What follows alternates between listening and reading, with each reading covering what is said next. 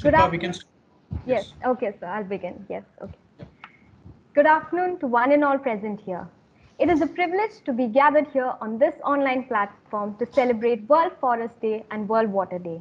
On behalf of Mar Gregorius College of Law and our Eco Club Paryavaran Mitra, I welcome you all to this webinar on the right to water and right over water. Mar Gregorius College of Law, managed and run by Siro Malankara Church, has a long tradition of engagement involving educational excellence. Our institution, established in 2012, has now over 900 students and offers 4 programs which include BA LLB, BBA LLB, BCom LLB, and LLM. It is today a proud holder of the Sylph Millat Institutional Excellence Award received in 2017 and is also identified as an emerging institution of excellence. Our institution's Eco Club Paryavaran Mitra, formally inaugurated in 2018 on the World Environment Day, promotes the protection and conservation of the environment and has organized several programs under its auspices. World Earth Day, Environment Day, and Yoga Day are regularly celebrated by conducting quiz competitions and essay writing competitions. The World Water Day, celebrated on the 22nd March of every year, celebrates water and raises awareness of the global water crisis. And a core focus of the observance is to support the achievement of the Sustainable Development Goal number 6, that is water and sanitation for all by 2030. The theme of World Water Day 2021 is valuing water. Therefore, it is about what water means to people, its value, and how we can protect this essential life resource. It is indeed an honor to have with us on this day our guest of honor, Professor Dr. Sairam Bhatt, Professor of Law and the Center Coordinator at the Center for Environmental Law Education, Research and Advocacy, CERA, National Law School of India, University, Bangalore. He is also the recipient of the Young India Environmental Law Fellowship received in 2003. His publications include Environmental Law Handbook for Law Practitioners, CERA and LSIU, Law Relating to Business Contracts in India, SAGE India, to name a few. Sir, I extend a hearty welcome from all of us. I'd now like to call upon our faculty member, Assistant Professor Ms. Jinsi P. Babu, to welcome all.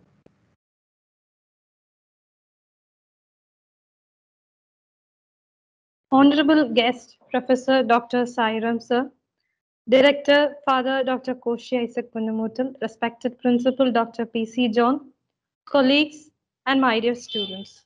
Good afternoon. I'm extremely privileged to extend my warm welcome to all on behalf of Mar Gregorius College of Law and Paryavaran Mitra, the Eco Club. Paryavaran Mitra is committed towards raising social awareness regarding environmental protection and laws and changing attitude of children towards the environment by ensuring active participation in environmental issues. We are extremely proud to organize a webinar on this day since March 22nd is observed annually as Water Day across the globe with the purpose of highlighting the importance of water and raising awareness about the water crisis that the world faces. Professor Dr. Sairam Bhatt, Professor of Law and the Center Coordinator, Center for Environmental Law Education, Research and Advocacy, National Law School of India, University Bangalore, hardly needs any introduction. As a distinguished educationist, motivational speaker, author of books, and a winner of plentiful awards and titles, Sairam Sir is the right person for today's event. On behalf of Mar Gregorius College of Law and Paryavaran Mitra, I extend my hearty welcome to Sairam Sir. So welcome. I'm extremely happy to welcome Father Dr. Koshi Isaac Punamutal, who is the backbone of our college and constant pillar of support. Our respected principal, Dr. P.C. John, a statue of knowledge and experience, the dynamic and vibrant faculty members of Mar Gregorius College Law, and the talented young minds as students. I wish the webinar will be an inspiring and thought-provoking one. Thank you. Thank you, ma'am. I'd also like to invite our faculty member, Professor Dr. Deepti Yu, for her introductory remarks on the theme of today's webinar.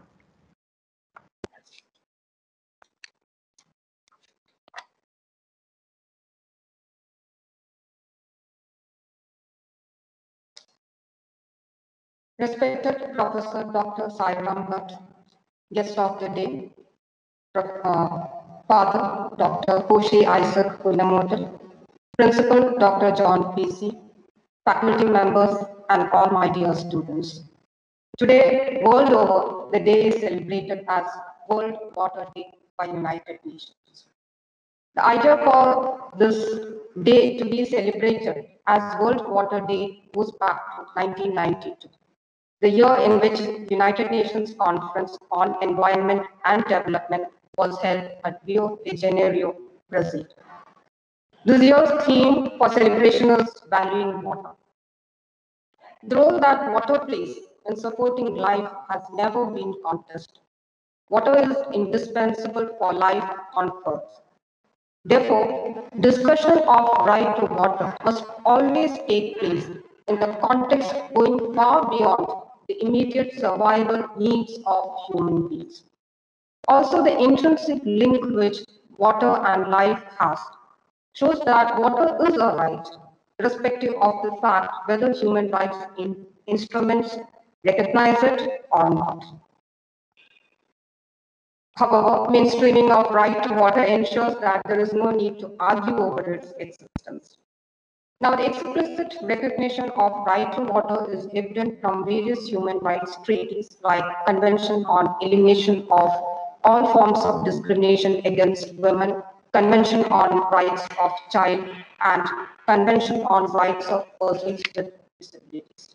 In addition, Committee on Economic, Social, and Cultural Rights have also given prominence to right to water within the context of International Covenant on Economic, Social, and Cultural Rights with its adoption of General Comment. Separate identity of right to water was acknowledged in 2010 when both United Nations General Assembly and United Nations Human Rights Council adopted a resolution recognizing right to safe and clean drinking water and sanitation as a human right that is essential for full enjoyment of right to life and all other human rights. Since then, countries like Egypt, Kenya, Mexico, Tunisia, Zimbabwe, to name a few, started to recognize it as a constitutional right. Other states started to incorporate into their national legislations.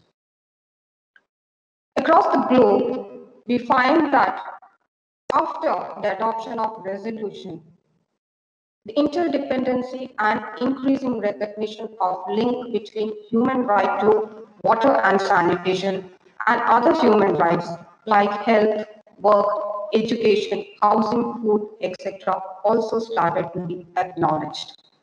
The ongoing pandemic has, of course, made more evident the critical importance of availability, accessibility, affordability of water, sanitation, and hygiene services in the efforts of global health.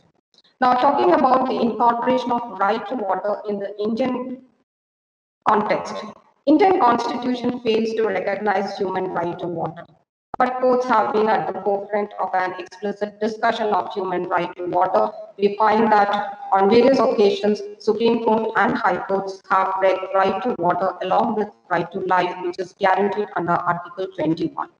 For example, in Subhash Kumar versus State of Bihar, Supreme Court asserted that right to live is a fundamental right under Article 21. And it also includes right to enjoyment of pollution-free water and air. There are instances where courts have linked right to water to Article 47, which enjoins state to raise level of nutrition and standard of living, and also improvement of public health. For example, Value Citizen Welfare Forum case, rural education entitlement case, etc., to name a few. And also there are instances where courts have invoked doctrine of public trust. Example, MC Mehta versus Kamal Nath. At the same time, there are also instances where courts have invoked controversies. Specific mention have to be made of Sardar Sarovar project decision. Of course, in India, we have a national legislation in place. We have Water Act 1974. Apart from that, states have also come up with legislations. But the existing legislature does not actually focus on the realization of human rights, though it may indirectly contribute to its implementation. Now, apart from judiciary and legislature, both center and state have adopted various water policies. And of course, these water policies have in fact contributed a great extent to the realization of right, especially in rural areas. Right to water, I think it will remain a contentious right for a few more years. Why I feel so is that, firstly, notion of right to water emerged largely from non-binding documents adopted within the context of United Nations. And also, consensus among states on the existence of right as a matter of customary international law is still disputable.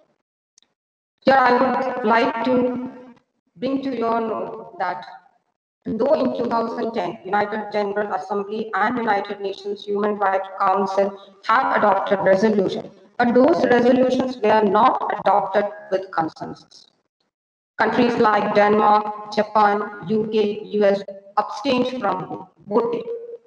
So the bottom line is there is existence of human right to water that is being recognized by United Nations document, but it cannot be taken for granted. Now, secondly, water has primarily been established as a public or common good, but its role as an economic good often overrides this. Way back in 2009, the member of UN Special Rapporteur had made it very clear that people have to pay for water. Now, paying for water is at odds with cultural and religious sentiments across the globe. The question is, how could this right be guaranteed if not public authorities, but private players are going to control own water? Thirdly, we readily recognize there is right to water. We even recognize that we have right to use in water, but ownership of water is doubtful. I totally agree that the expression property right is a misnomer when we discuss water right because of water's unique qualities, and unlike other properties, it is not tangible. Fourthly, I think the whole concept of human right to water must be discussed and understood against the background of the decreasing per capita availability of fresh water. Nevertheless, the notion of water right do present intriguing possibilities for the challenge of ensuring that humans the world over have access to quantities of safe, fresh water, or as the Committee of Economic Social Council has put it, that everyone has sufficient, safe, acceptable, physically accessible, and affordable water for both domestic and personal use. In order to enlighten us further with this whole concept of right to water, and also to actively engage us all in further discussions and deliberations, we have today with us Professor Dr. Sairam, Professor, National Law University, Bangalore, and he is also coordinator for Center for Youth Environmental Law, Education, Research, and Advocacy. Sir, please. Thank you, ma'am. It is now time to call upon our guest of honor for the day, Professor Dr. Sairam Bhatt, to take over the session. Over to you, sir. Thank you. Thank you so much, one and all. I think Professor Deepti has laid down a very good foundation on which I can deal with the topic. So I hope I am talking to budding lawyers, people who are passionate about life, water, human rights, and so on and so forth. So I will probably put across my thoughts before you, and probably later on, if there are any questions or interactions, we can definitely have some of them over here. So let me shoot from what Deepti was laying down. And when she spoke about water pricing, privatization of water, and so on and so forth. So she has laid down the challenges in dealing with this water. And as somebody who deals with law or policy, I think it's important for us to understand that water probably has two things. One, you talk about right to water. This is a kind of a right that we have as human beings under right to life. See, what is life without water? Can there be a life without water? That's the very basic thing. I think the first case that said that right to water is a fundamental right under Article 21 came from the Kerala High Court itself, the F.K. Hussain case. So I think Kerala has probably, championed the cause of right to water as a human right. But I think it's important that, you also understand right over water, because I think Kerala and Tamil Nadu are probably trying to resolve disputes over right over water, right? So I think, when you talk about right over water, what you're talking about is who has the right to this resource, right? Right over water can be a dispute between two states, like Karnataka and Tamil Nadu, or Kerala and Tamil Nadu. Right over water can be disputes about who should get the water. Is water only for human beings and human life, or is it for all beings on planet Earth? So right over water then becomes also a critical factor. So I thought it's important for us to understand the water dynamics here, and to appreciate the law and policy dimension to the same. At the outset, I must tell you that water is a very emotive issue, right? So you all probably may feel very compassionate about the topic. You may feel provoked by certain ideologies that I'm going to present before you.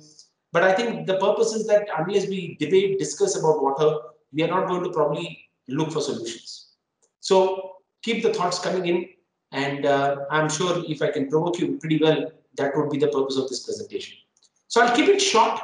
I'll just probably take another 20 minutes to give my ideas to you. After that, I think the basic purpose is that in case you have some questions, if you want to debate, discuss with me, I think we should provide equal opportunity for that. Now, to be honest, friends, if I look at right to water, I have three things that I have to talk to you about water per se. Water is undervalued in this country. It is underpriced, and it is underlawed. Now you must be saying, sir, what is this word called law over there? It's my own invention. I'm not Justice V.R. Krishna here to coin new terminologies or words in English, but I thought underlawed means it has not been legislated enough. But I think, when you look at water and when you ask yourself, what is undervaluation mean? Friends, to be honest, today, let me ask you, what is the value of timber? What is the value of timber? What is the value of trees? What is the value of land? Friends, today, land, forest, or timber are two great resources of this nation. I'm sure most of you know the value of land is ever increasing because there is so much of demand for land. So land is a great resource. Forest produce and forest resources are also gaining a lot of importance. You will be surprised to know that if a forest land is diverted for, say, mining or other purposes, they have to give a compensatory fund called CAMPA. And to be honest, the government has earned nearly 50,000 crore rupees from compensatory afforestation, which means that is the value of forest, because the forest is going to be used for some other thing. So the valuation of that forest, right? There is a methodology in which it is being done, but that is a valuation of forest or timber. But then you look at water, you see what is the value of water. The value of water probably is, what value we pay for a bottled water. Say you go to a shop and you want a bottled water, the 10 rupees is the value. Or what probably the municipality is supplying water to your domestic houses, then you think, oh, that is the valuation that is there. But to be honest, friends, the valuation and pricing are two different facets over here.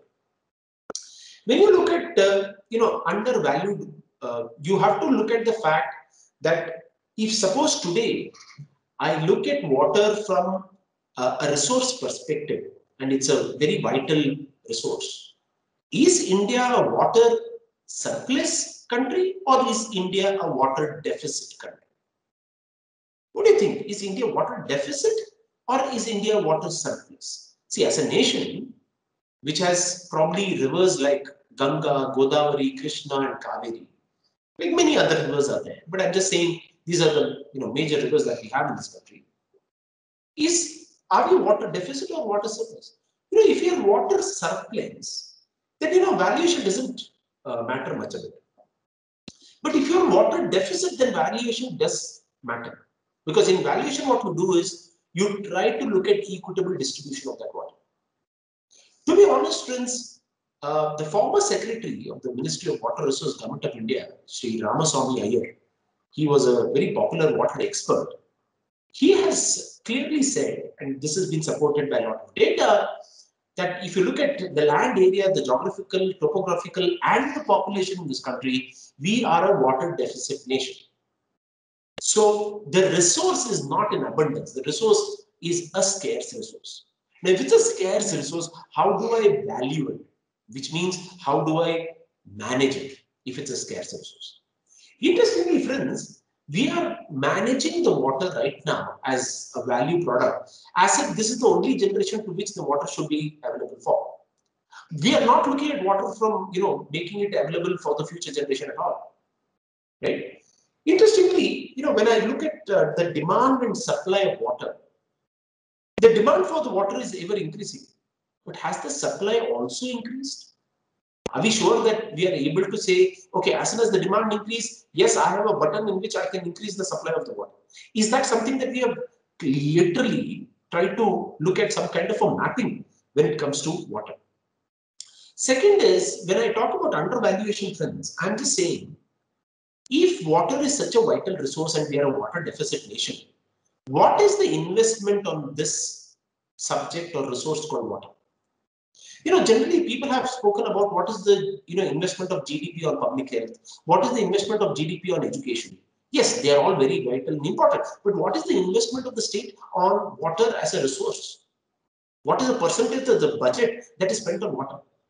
And interestingly, the fact of valuation is, friends, today, if water has to be conserved, can it be the state alone that can conserve water? Is it possible? Or should I look at water being an attractive resource even for private investment in terms of storage, conservation, harvesting to be brought about? So I think, in India, we have not given water its due importance and its due value, especially from a governance perspective. Right? Let's come to underpricing. Interestingly, friends, when I look at underpricing of water, many of you will say that water is a fundamental right, it should be given free of cost. Maybe yes, you may be absolutely right when you say that. Why? Because drinking water is a kind of a life-saving resource. But when the same water, which is supposed to be used for retail, is used for business or for commercial purposes, should that water be given free? Is the question, especially if you're a country that has deficit of the water.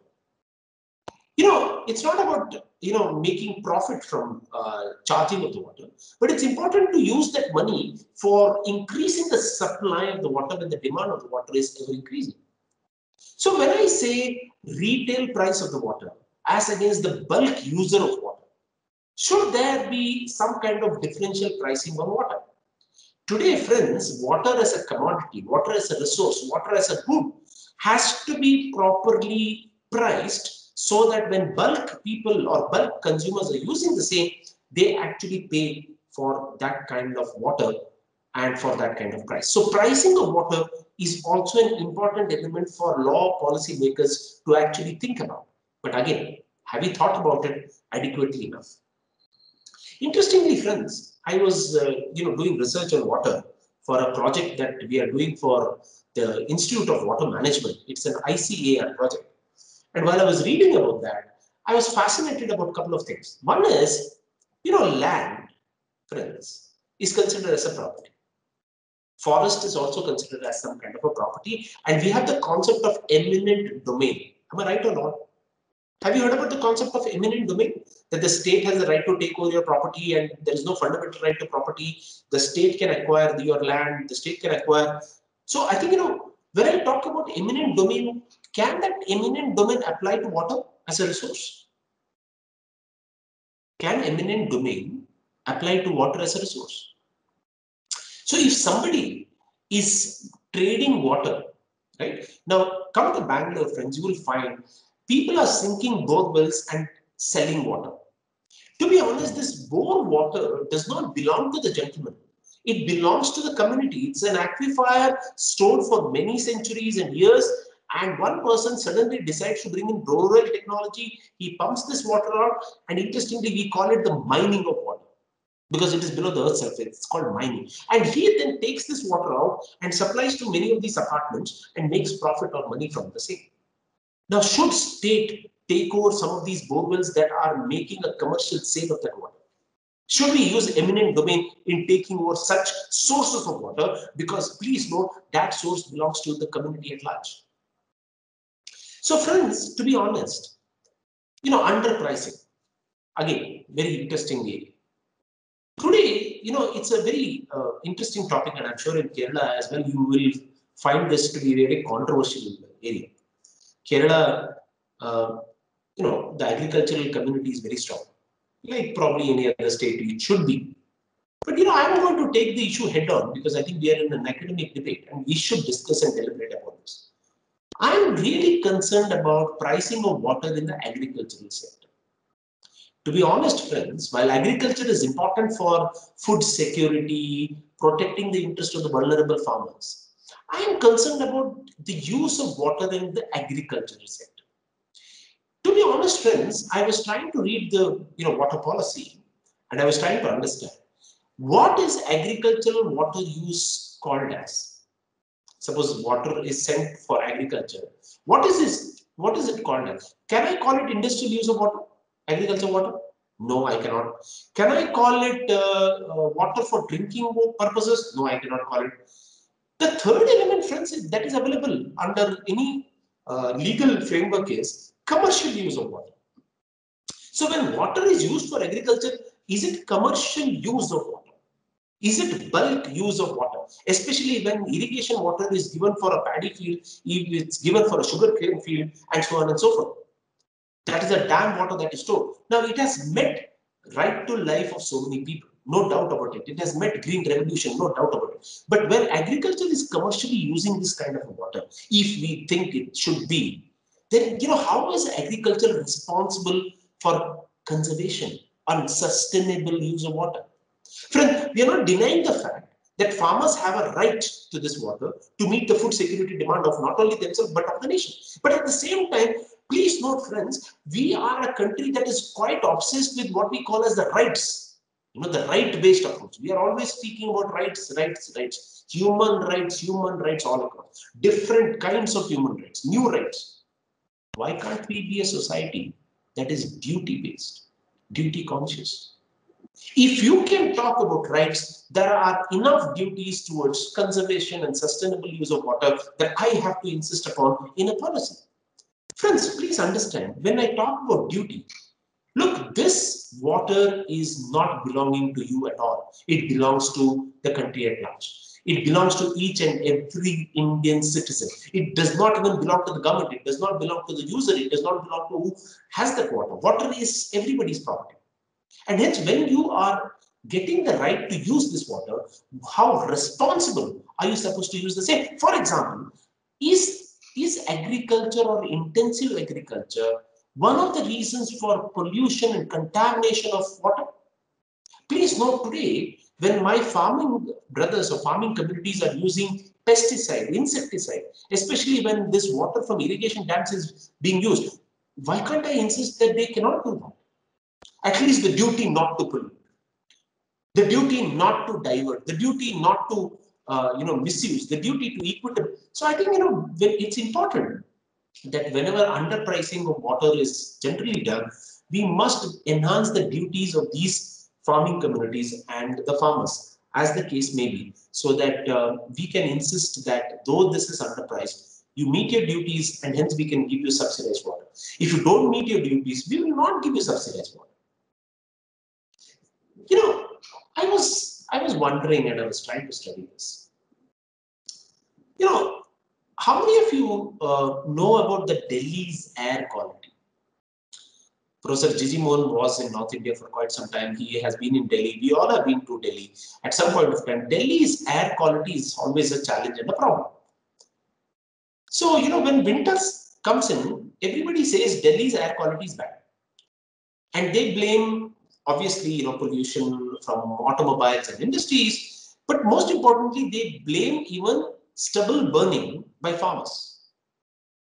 No, you must be wondering, sir, how stubble burning is relevant to the topic we are talking about water. I want to ask, does anyone understand why farmers burn their crop? Why do they burn the stubble? What is the purpose? Anybody from the farming background? I am coming from a farming background, to be honest. My father is still a farmer. So why do farmers burn crop or the stubble at the end of the crop? Why do they burn it?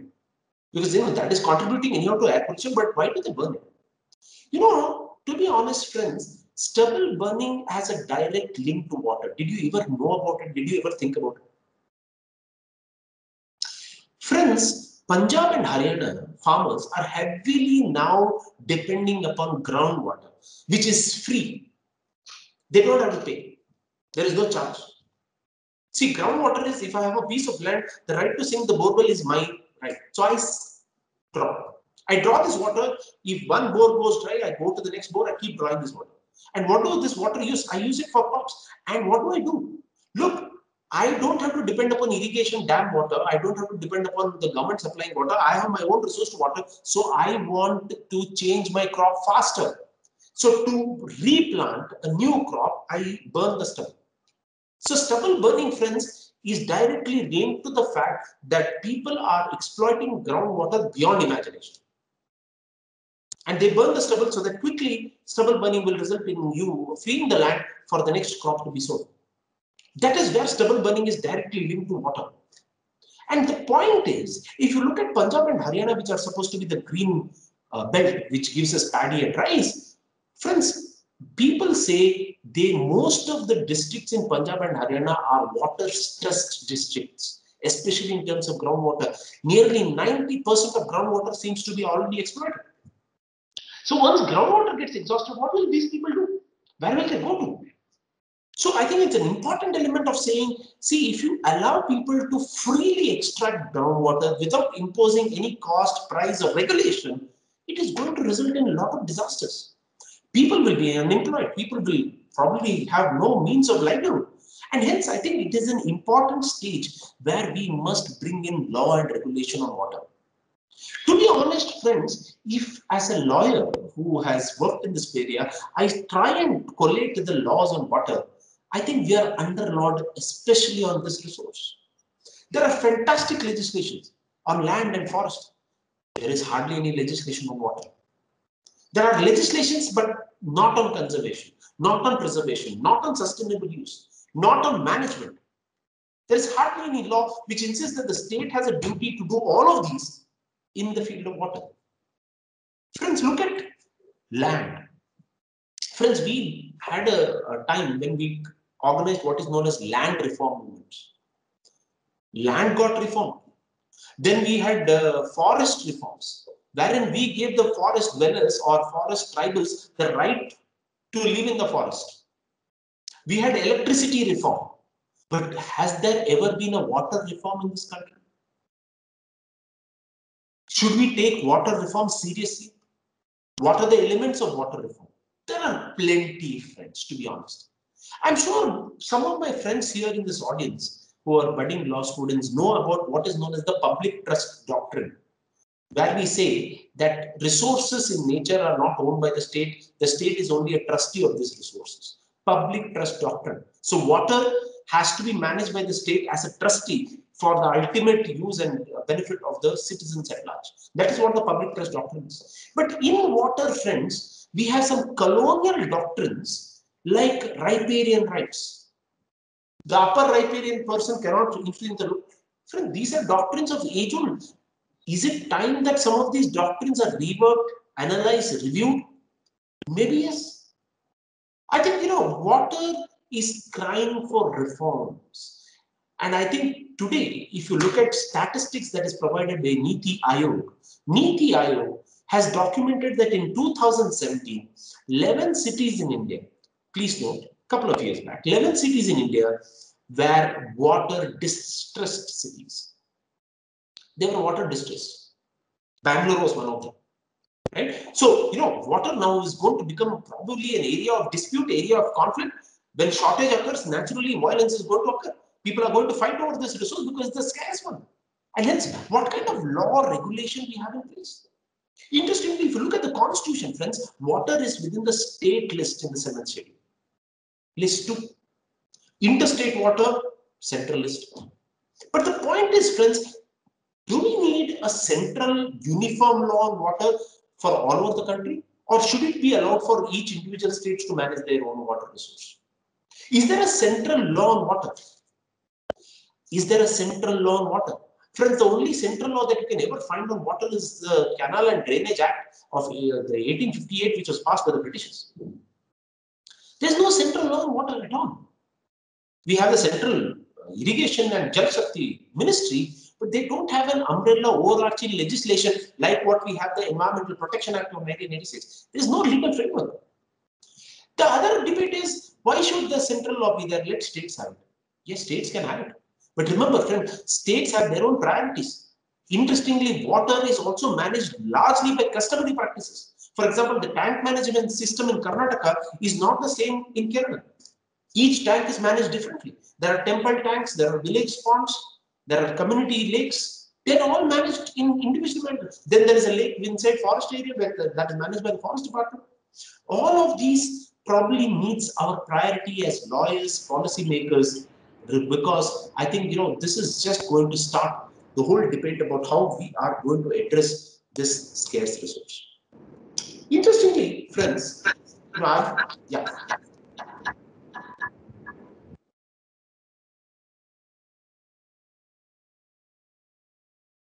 Should I continue? Yes, sir. Yes, sir. Okay, sorry. So, I was just thinking about, water, in terms of why law is important, why policy is relevant, and why I think there is a need to, put our minds into this particular area. So that's about, what, I would like to speak about in terms of undervaluation, underpricing, and underlaw. So I think there is a lot of scope for lawyers to come here, for us to practice over here, because if somebody has looked at the Plachimada case in Kerala, I'm sure the issues on the challenges of managing water. The Plachimada dispute is the best dispute to tell us how industrial use of water has to be balanced, and if not balanced, clearly strikes the drinking water resources of the villages. I think Coca-Cola had no right to extract water unless it met the drinking water resources of the villages in Plachimada. So that case clearly highlights how right to water becomes a very important and relative issue. To be frank, you will notice that right to water was supposed to be added to the constitution. Did you know this? It was supposed to be added under Article 30D of the Constitution of India. So in 2002, Justice M.N. Venkatachalaya headed what is known as the Constitutional Review Committee. Please look into that review committee suggestion. We had ourselves made a presentation about inserting right to water under the Fundamental Rights chapter. And it was in that Constitutional Review Committee that Article 30D was proposed, but the government did not finally add right to water as a fundamental right. Now you must ask me, sir, why do you think the government has not added right to water in the Constitution of India as a fundamental right? Because, friends, simply, we have asked this many times, and the answer has been that if it is a fundamental right, the state would owe a duty to provide this water to each and every individual. And right now, the state is not in an economic and social capacity to provide this right to all Indian citizens. It's not. Because one, it is scarce. Two, the state's infrastructure is very weak. And the state's political will is absent. So, I should ask yourself, very often we have a lot of debates on food security. What is the definition of food security, friends? What is the definition of food security? Does food include water? Does food include water? Some of my students in the audience, I should challenge you. There is a legislation called the Food Safety and Standards Act of 2006, under which we have this FSSA authority, right? Food Safety Authority. See, food safety. We talk about food being safe, food having been standard and labeling. The Nestle, Maggie case, where they said there is lead. Does the definition of food include water? Does the definition of food include water? It's all important, especially from today's perspective when we are trying to look at the forest day and the water day. Anyway, so I think clean water, accessibility and availability of water are all challenges. Most importantly, I think water as an economic code should be affordable as well. Right. Let me just take another 2 minutes to tell you about right over water. Friends, when I talk about right over water, you would notice that today, the issue is if Pakistan decides to cross the line of control or decides to, wage a war against this country, there are a lot of people who think that we must close the Indus waters into Pakistan. See, the Indus water was a treaty that India and Pakistan have entered into, where India, which is the upper riparian country, controls this water. It's not like a tap that you can close. Unfortunately, the word control here looks to be, but it's the glacier from the Himalayas that actually flow into Pakistan. And that's how the rivers of Indus, which are 6 rivers, 3 go to Pakistan and 3 come to India. So you will notice that inter-country rivers are, kind of a nature which need to look at water governance. For example, is there an international convention on river waters? Friends, even if you look at international law, most of the international law on water talk about navigational rights on rivers. They don't talk about conservation, sustainable use, equitable distribution of water. They do not much speak about it at all. Let's look at water contamination in rivers. Friends, we all know that the Ganga is a great river. It's a holy river. But we also know that for nearly 3 decades, India is trying to clean up the Ganga. We have a national Ganga clean mission. And we have spent crores of rupees in trying to clean the same. But did we know that as an upper riparian country, Ganga is being polluted by Indians and India when it enters into Bangladesh? Do we have a duty not to pollute, to abate ourselves from pollution, to see that Bangladeshis, which are lower riparian, who use the river for all kinds of purposes, including drinking, do we have a duty? Do we have a conscience?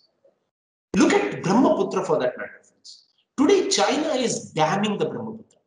And there are issues about how we are managing this issue with China because we are not able to manage it. China thinks it can do anything with the Brahmaputra before it enters India. So they're damming this river, and the damming will have serious consequences on the quality of water that is coming into India and the quantity of water as well, because dams can control the same.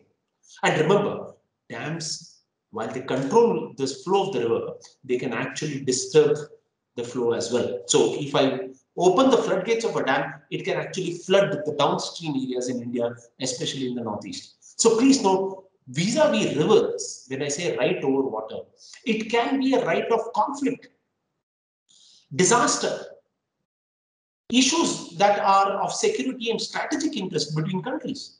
And I think over there, it's important for us to look at right over water. And I think international law, unfortunately, again here, has not given adequate focus on the same. Friends, I was trying to talk about right over water.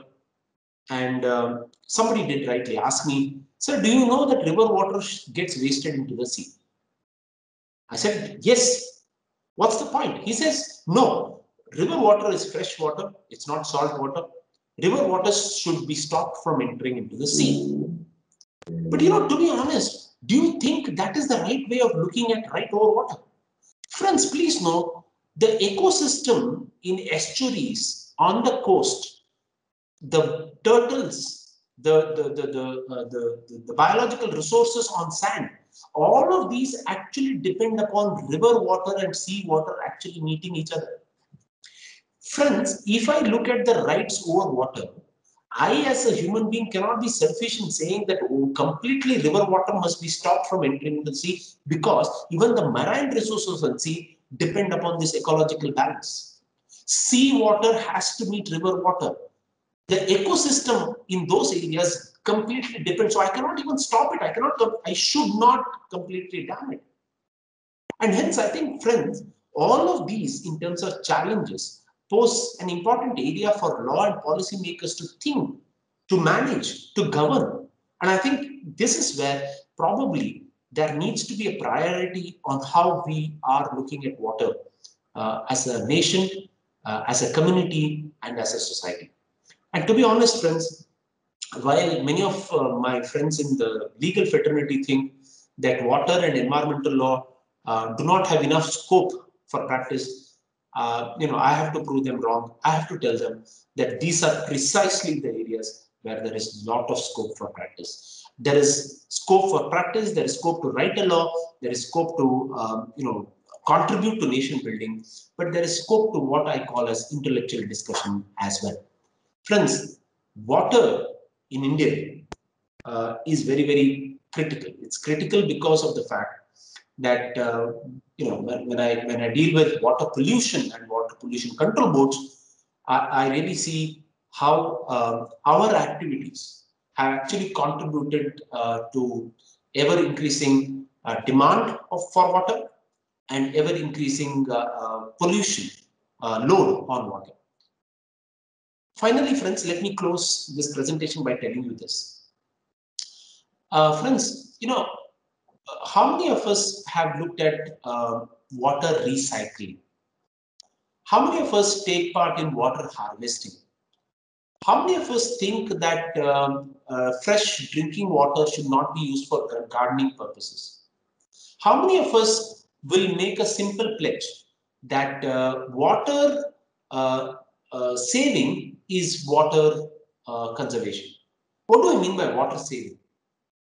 I can take bath in one bucket of water. I can take bath in a tub of water.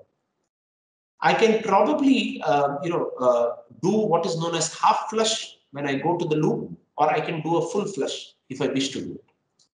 Friends, let us look at the constitutional mandate of Article 51 AG, wherein every citizen in the Constitution has been mandated duty bound to conserve nature.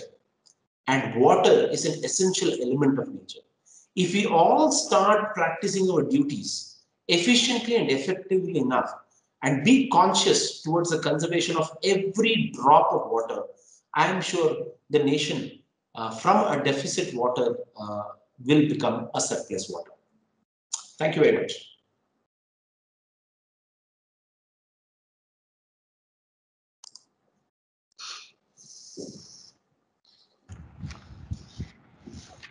So there are a few questions. Would you like to? Absolutely, Why not? not? But I can't see the chat box, unfortunately. So okay, may I read it out to you? Yes, please. Okay. The first question is from Rudra. Do you think water should be considered as an economic good than a social good? So are you saying we should end subsidies? See, economic goods can also be subsidized. There's no problem. I think the social to economic happened in 1975. It's not now. When we passed what is known as the Water Cess Act of 1975. So I don't think water is any longer a social good at all. It has become an economic good. Economic goods can have subsidies, can be traded. We can leave it to the free market, demand and supply. Let the market determine the price, or the price can be regulated as well.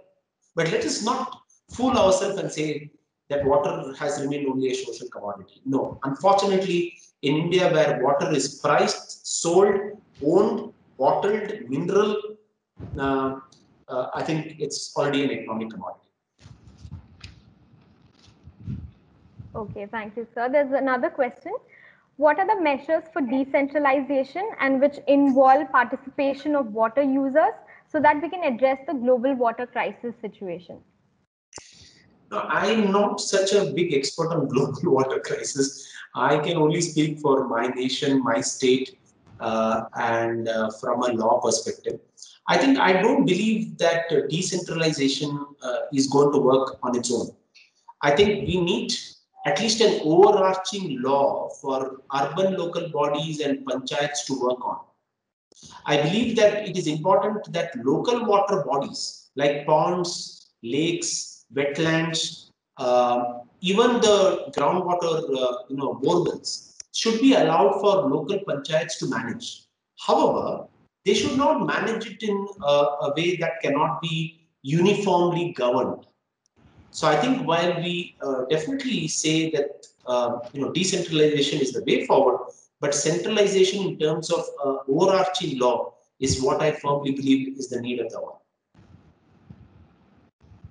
Because especially in agriculture, my experience from the field has been if you go to Punjab, Haryana, Uttar Pradesh, the borewells have been rampantly depleted, and people are left, right, and center seeking borewells and using for agricultural purposes. And interestingly, all that bore water is going to cash crops like sugarcane and paddy.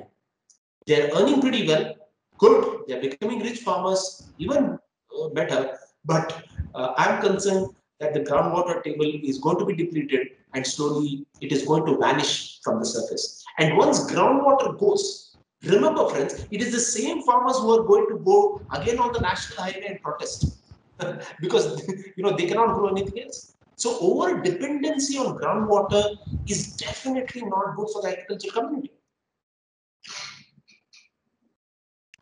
Thank you, sir. So I have a question. So you talked about how you think that water is being undervalued or underpriced. So it's obvious that valuing it rightfully or even overcharging water could actually help in the betterment of the situation. But can you please throw some light on the consequences that could arise on maybe overpricing water as a resource? See, what is free is never valued. Okay. Pricing is very important, but remember, it's not the only factor. But is water pricing important for those who can afford to pay for it? I think it is, especially bulk consumers. Remember, friends, if water is coming to my household and I'm using it for drinking water purposes and for my basic use, I think the pricing has to be definitely different. But commercial use of the water, it could be industries, it could be swimming pools, it could be water for gardening. Oh my God, you should see how much of water is used for lawns, how much of water is used for stadiums. I'm not saying it's wrong. We all need good stadiums. We don't want our cricketers to bruise their elbows when they go for a fielding catch. No, definitely not. But I think that pricing has to be different. So retail pricing and bulk consumer pricing ought to be different. Point one. Point two is, I think, remember, why is pricing important? Pricing is important because water as a resource has to have its independent funding. Every time you go to the water resource department, they say lack of budget. They say lack of finance. And that's why they're not able to modernize the pipe systems. They're not desilting the tanks. They're not investing in the infrastructure of water, which is important for conserving and storage of water. So when rain comes, if you do not store, if you do not harvest, the water is not going to be there for the summer season. So if infrastructure on water has to be built, finance is an element that we have to put our heads rightly on. And pricing is one of those elements and the issues regarding the same. For example, we say Swachh Bharat. Where is the money to clean our cities clean? So we designed what is known as the Swachh Bharat cess. But that money should be used for Swachh Bharat only. It should not be diverted for some other Bharat or some other purpose. It should be used. So I think it's important over there that we okay, for example, dams. How many dams have taken desiltation? Because desilting is so important because it clears the storage and space for waters to come towards. I think there are so many infrastructure issues that needs to be addressed, and I don't think we are adequately addressing the infrastructure concerns on water. And pricing of water is one of those areas where that budget for infrastructure can be brought about. Great question, Doshita. Thank you, sir, for addressing my question. I think we don't have any more questions. So Sir, it is indeed a matter of great pleasure to have gotten an opportunity to attend such an engaging and an enlightening session. We're really Tough grateful to online you. though, I can't keep it as engaging as I wish to do. Physically, I would have probably given a better performance. And to be yeah, it's really difficult to make any topic interesting and engaging, especially post lunch and afternoon. But I hope I have been able to add some value to your understanding on this subject. So yeah, thank you, Dr. John and Dr. Jijimon, and yeah, all the participants as well. Sure, sir. We're really grateful to you for spending your valuable time with us on this auspicious day. I'm really grateful to the college management for taking this initiative to provide us with a platform for interaction with such a distinguished speaker. On behalf of our college, I'd like to invite Arundhati Deepak, student of Mar Gregorius College of Law, to convey the vote of thanks.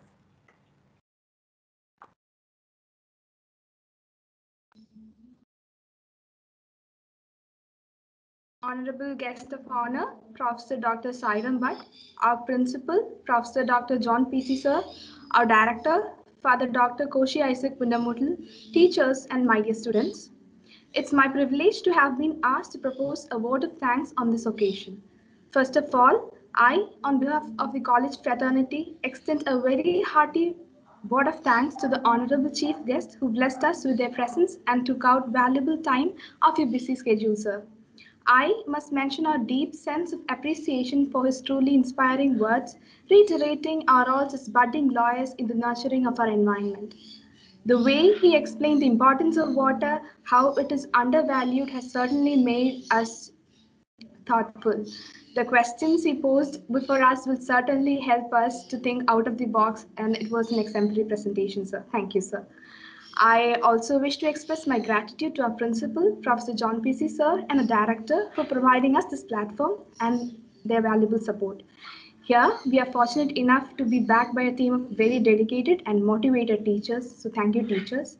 I'm very grateful for our teacher, Mrs. Jinsi P. Babu ma'am and Christina ma'am for their active organization of this event and guidance as a part of the Paryavaran Mitra or Eco Club. As no program can be successful with a single person, I would like to extend my big thanks to all other members of our Eco Club. Thank you guys for making this event successful with their contribution.